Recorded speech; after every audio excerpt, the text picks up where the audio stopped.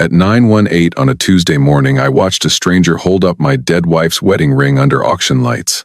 My son had stolen it from my bedroom, sold it for cash, and told the jeweler I was too confused to notice. What he did not know was simple. The woman bidding from the back row had been waiting for that ring for 6 years. My name is Henry Mercer. I am 68 years old, retired from teaching history at Cape Fear High, and I live in Wilmington, North Carolina, in a white house with peeling shutters and stubborn azaleas. My wife Alice died 6 years ago, in our upstairs bedroom, while rain tapped the windows like fingers asking to come in. Alice was not a flashy woman. She wore the same pearl earrings to church for 32 years, and called expensive handbags rent with handles. But her wedding ring was different, yellow gold, one small diamond, 2 tiny sapphires on each side. Nothing that would impress a millionaire, but it had lived on her hand through every mortgage payment, every hospital bill, every ordinary miracle. She used to twist that ring when she was thinking. I knew her answer to a question by how fast the ring moved. Slow twist meant maybe. Fast twist meant absolutely not. No twist at all meant I had already lost the argument. After she died, I kept the ring in a velvet box inside my dresser, wrapped in the handkerchief she carried on our wedding day. The ring was not meant for me forever. Alice left a handwritten note saying it should go to our granddaughter Lily when she turned 18. Lily was my son Ryan's daughter from his first marriage, a quiet girl with Alice's eyes and a habit of reading at the kitchen table like the world could wait outside the door. Ryan knew this. Everyone knew this. Alice had said it at Thanksgiving 2 years before she passed. That ring goes to Lily, she told the whole table, smiling at our granddaughter over the sweet potatoes. Ryan had laughed and said, "Mom, she'll probably lose it in a sock drawer." Alice looked at him and said, "Then I'll haunt the drawer." 6 years later, Ryan stole it anyway. He came to my house on a Sunday afternoon wearing concern like a borrowed jacket. He said he wanted to help me organize Alice's things before the anniversary of her death. He brought his wife Marla, who walked through my rooms with that bright, efficient cruelty people mistake for helpfulness. Marla opened cabinets without asking. She called my dining room underused space. She picked up Alice's blue teapot and said vintage pieces were having a moment online. Ryan kept saying, "Dad, we just don't want you buried in memories." I should have heard the shovel in that sentence. I did not. Grief makes a man polite in rooms where he should be suspicious. They stayed 3 hours. Ryan asked about my medications twice too loudly. Marla took pictures of the hallway, the guest room, even the garage. When I asked why, she said she was helping me inventory valuables. The word valuables bothered me, but I let it pass. I had raised Ryan. I still believed blood had a natural fence around it. The ring was gone by Monday morning. I found the velvet box open, the handkerchief folded too neatly beside it. That was the first insult. Ryan had not even been careless. He had taken his time. I stood in my bedroom holding that empty box, while the ceiling fan turned above me, making the room feel like it was breathing for someone who was not there. I called Ryan immediately. He answered on the 4th ring. "Dad, I'm in a meeting." "Where is your mother's ring?" Silence. Not confusion. Calculation. Then he sighed like I had misplaced my shoes. "Dad, we talked about this. You said I could handle some of Mom's jewelry." I gripped the dresser. "I said no such thing." He lowered his voice. That was Ryan's trick. The softer he got, the more he wanted witnesses to believe he was the reasonable one. "You've been forgetting things lately. Marla and I are worried. You told us you wanted certain items converted before they got lost." Converted. My wife's wedding ring had become a banking term in my son's mouth. I hung up before I said something I could not take back. Then I did what Alice always told me to do when anger started driving the car. I wrote things down. Date. Time. Exact words. Missing item. People present. I called my neighbor Malcolm Reed, a retired police detective who had once found a stolen lawnmower 3 counties away. Malcolm arrived in 12 minutes with coffee and no questions. That is the kind of friend he is. He looked at the empty box, then at me. "You want comfort, or you want action?" I said action first. "Comfort later." He nodded once. "Good. Comfort makes bad evidence." Alice would have liked him more than she already did. By Tuesday morning, Malcolm had found the ring listed in a small estate jewelry auction downtown under Mercer Family Ring Private Consignment. The listing photo showed it clearly. Alice's ring. Her gold. Her sapphires. Her life reduced to lot number 37. My hands went cold when I saw the estimate. $8,000 to $12,000. The auction house was called Bellwether and Crane, the kind of place that smelled like lemon polish and inherited money. I walked in at 8:52 wearing my navy suit, the one Alice said made me look like a school principal about to disappoint someone. Malcolm came with me. He stayed 2 steps behind, quiet as a locked drawer. The auction room had 20 chairs, glass cases, and a woman at the front with silver hair and a voice smooth enough to sell rain back to a drowning man. I saw Ryan near the sidewall pretending to study a pocket watch. Marla stood beside him in cream pants and sunglasses on her head. Indoors. At an auction. Before breakfast. Ryan saw me and went pale around the mouth. Marla touched his arm, not gently. She whispered something. He straightened, walked toward me, and put on his sun face. Dad, you shouldn't be here. I looked past him toward the display case. That sentence has never worked well in history, Ryan. Ask any king who said it before losing a throne. He flinched. He hated when I sounded like a teacher. This is exactly what I mean, he said. You're upset. You're not thinking clearly. Marla stepped in. Henry, we are trying to protect you from making emotional decisions. I looked at her sunglasses, then her polished smile. My wife's ring is not an emotional decision. It is stolen property with better manners. Before she could answer, the auctioneer called the room to order. Lot 37 came up at 9:18. An assistant carried Alice's ring on a black velvet tray. For one ridiculous second, I expected the ring to recognize me, to warm in the light, to shout. It did none of those things. It just sat there small and bright, loyal as ever. The bidding opened at 6,000. Ryan stared at the floor. Marla watched the room like a woman counting furniture in a future house. A bidder near the front raised his card. Then from the back row a woman raised hers. I had not noticed her come in. Short gray hair, navy coat, black gloves, and a face I had not seen in years. Her name was Vivian Hart. She had been Alice's closest friend from college, the maid of honor at our wedding, and later the woman Alice called when she needed the truth without decoration. Vivian lived in Raleigh now and ran a foundation for widows who had been financially exploited by relatives. I had not spoken to her since Alice's funeral. My son had no idea who she was. The bidding moved fast. 7,000. 8. 10. Ryan's jaw tightened. Marla's smile sharpened. They wanted money, but not attention. Vivian raised her card again without blinking. 12,000. 14. The room stirred. The auctioneer's voice brightened. People love drama when it costs someone else. At 15,000, the front bidder stopped. Vivian bought my wife's ring. The hammer fell. Marla exhaled like she had just won something. Ryan closed his eyes for half a second. I looked at Vivian. She did not look back at me. She simply stood, collected her purse, and followed the assistant out through a side door. Malcolm leaned toward me and whispered, "That was not a coincidence." I said no. That was Alice. Ryan tried to leave immediately. Malcolm blocked his path with the casual body language of a man who once arrested people in church parking lots. "Morning, Ryan," he said. "Long time." Ryan swallowed. "Mr. Reed." Marla looked between them. "We have somewhere to be." Malcolm smiled. "I imagine you do. Consequences are usually on a schedule." I followed Vivian to a small office behind the auction room. The manager was there, along with a man in a charcoal suit I recognized before he turned around. Paul Ainsley, Alice's attorney. He had written our wills, handled her estate, and once told Ryan to stop calling him about early distributions. That memory came back with teeth. Vivian removed her gloves and opened a slim leather folder. "Henry," she said softly. "Alice made me promise I would buy the ring if it ever appeared for sale before Lily turned 18. My knees almost forgot their job." Paul slid a document across the desk. Alice's handwriting stared up at me, neat, slanted, alive.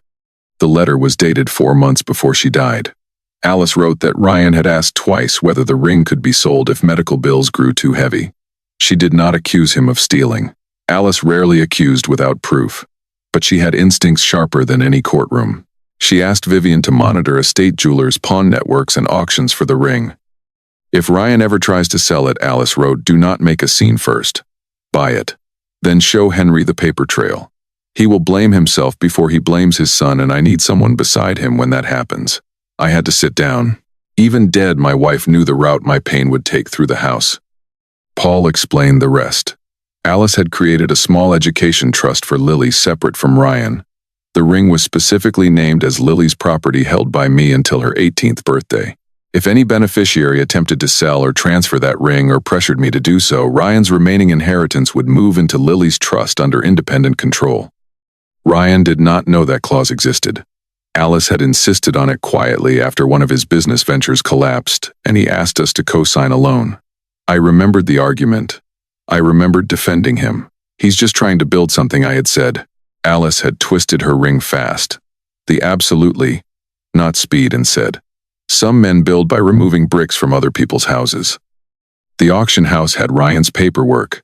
He had signed as authorized family representative.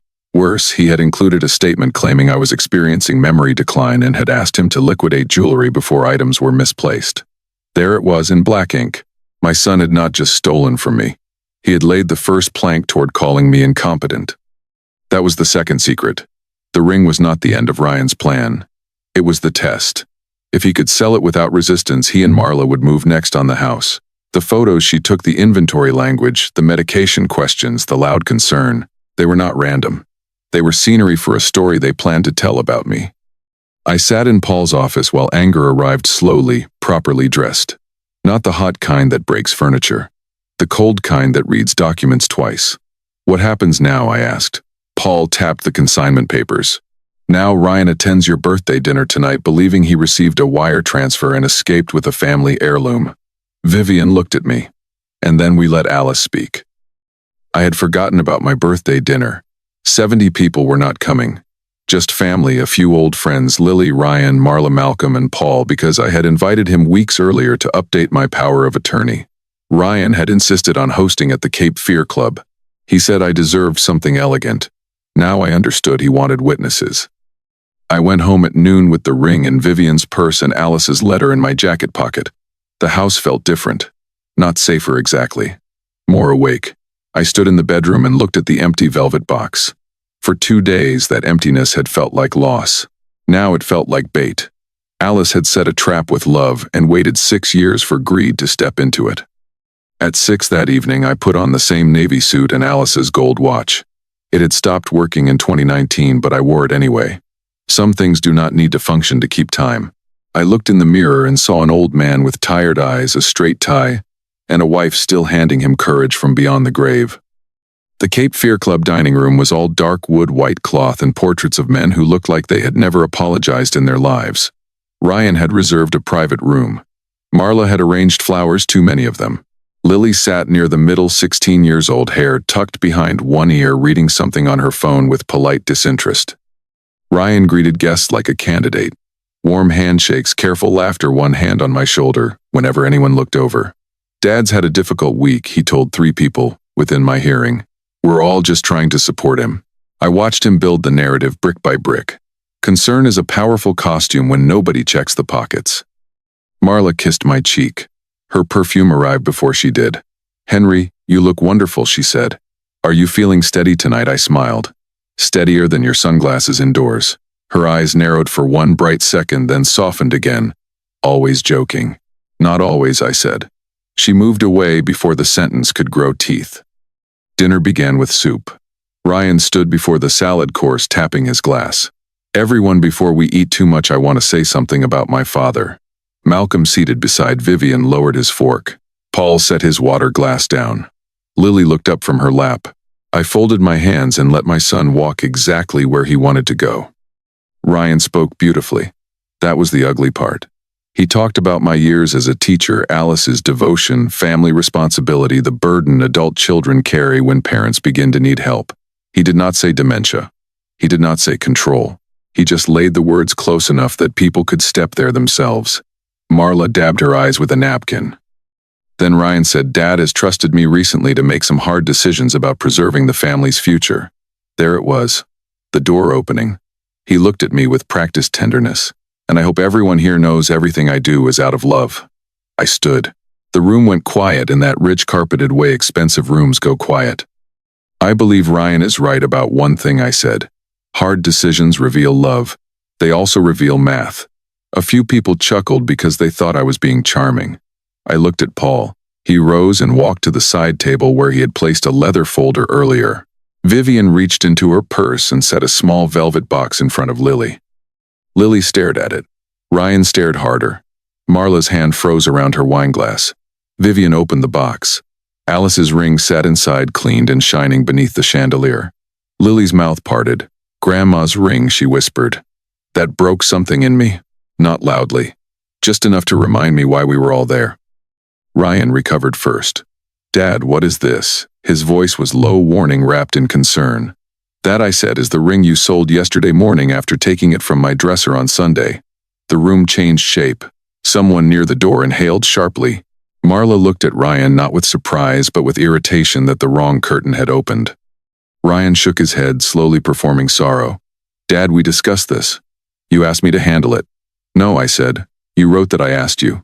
"Different thing." Paul stepped forward. Bellwether and Crane provided the consignment agreement, authorization statement, identification copy, and security footage.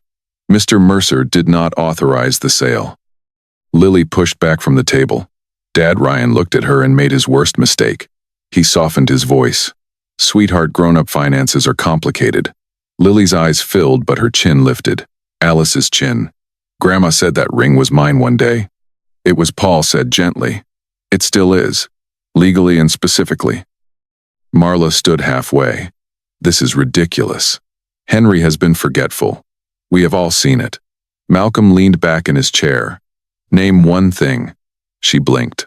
"Excuse me, name one thing he forgot that was not convenient for you." The room waited. Marla looked at Ryan. Ryan looked at the floor. Silence has many flavors. This one tasted expensive. Paul opened Alice's letter and read only the necessary parts. He did not dramatize. Good lawyers rarely need thunder. Alice's words entered the room clean and steady. She had feared Ryan might sell the ring. She had assigned Vivian to buy it back. She had protected Lily. She had protected me from the first instinct she knew I would have, blaming myself. By the time Paul finished, Lily was crying silently. Vivian put one hand over hers. Ryan's face had emptied of warmth. What remained was not guilt. It was calculation losing oxygen. "That letter was written when Mom was sick," he said. She was confused. I looked at him. "Your mother remembered every nurse's birthday until 3 days before she died. Try another lie." The room did not laugh. It was not that kind of sentence. Paul slid the trust amendment onto the table. Because Ryan attempted to transfer property specifically assigned to Lily Mercer, his discretionary inheritance is now suspended and redirected into Lily's education and housing trust. Also, the attempted sale has been reported as elder financial exploitation and theft. Marla made a sound like a glass cracking.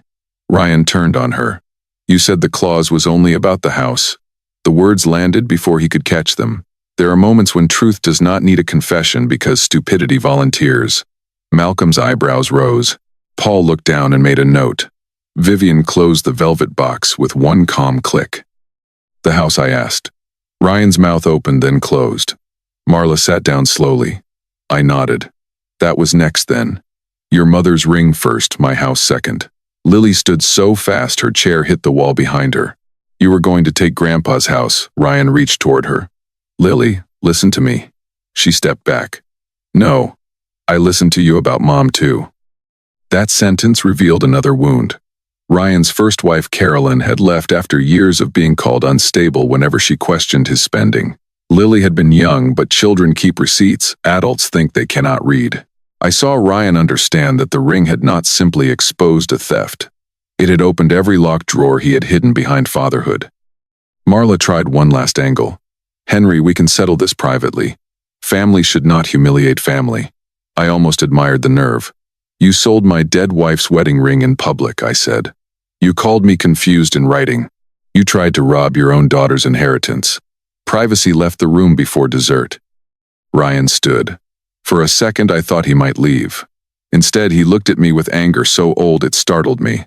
"You always loved her more." The room went still.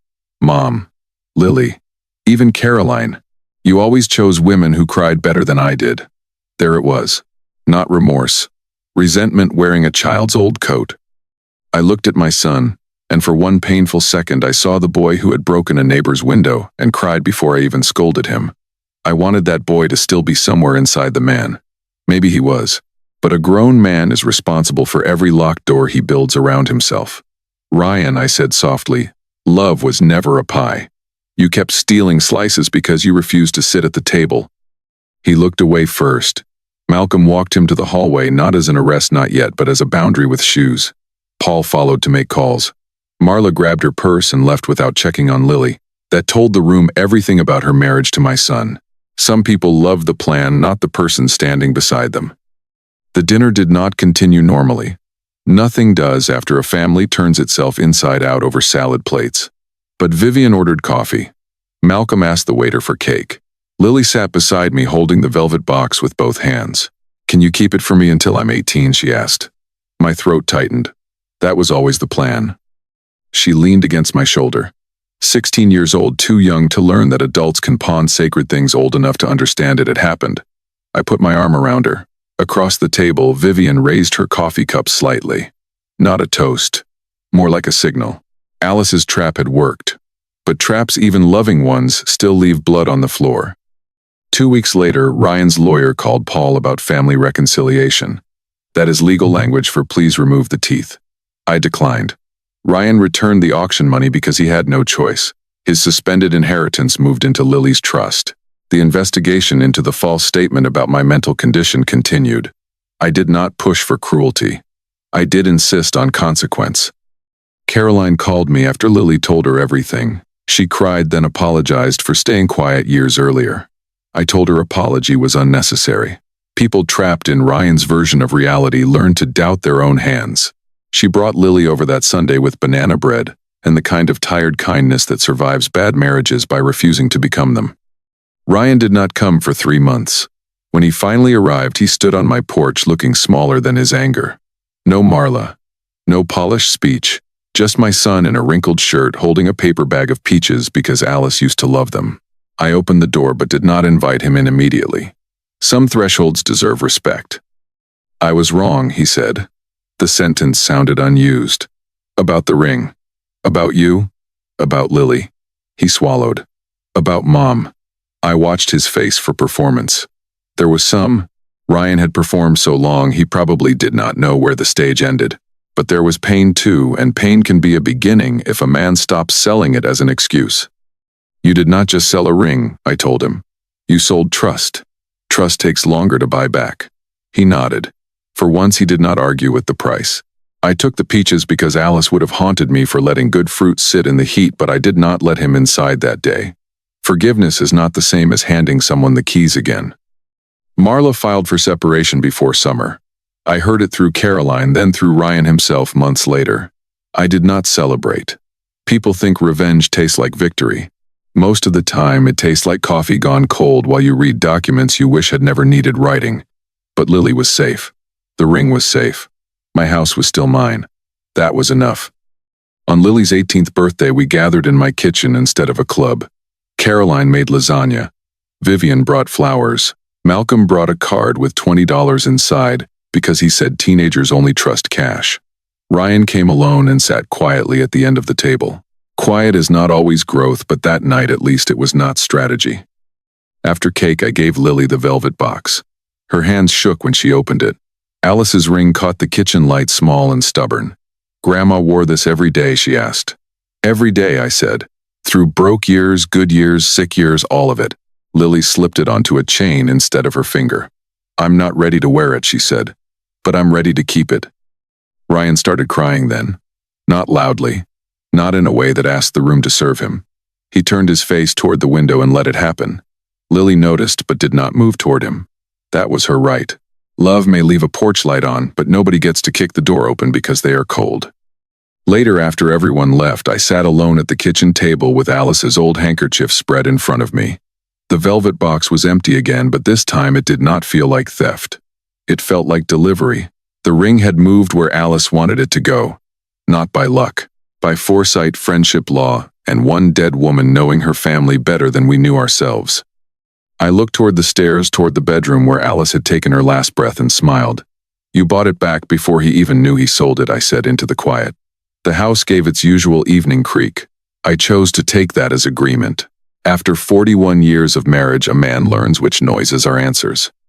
My son sold my late wife's wedding ring without asking me. He thought he was turning grief into cash, memory into leverage, and age into weakness. But he had no idea who the buyer was. He had no idea Alice had chosen Vivian. He had no idea Lily was protected. He had no idea old love can still sign documents, set traps, and come home shining.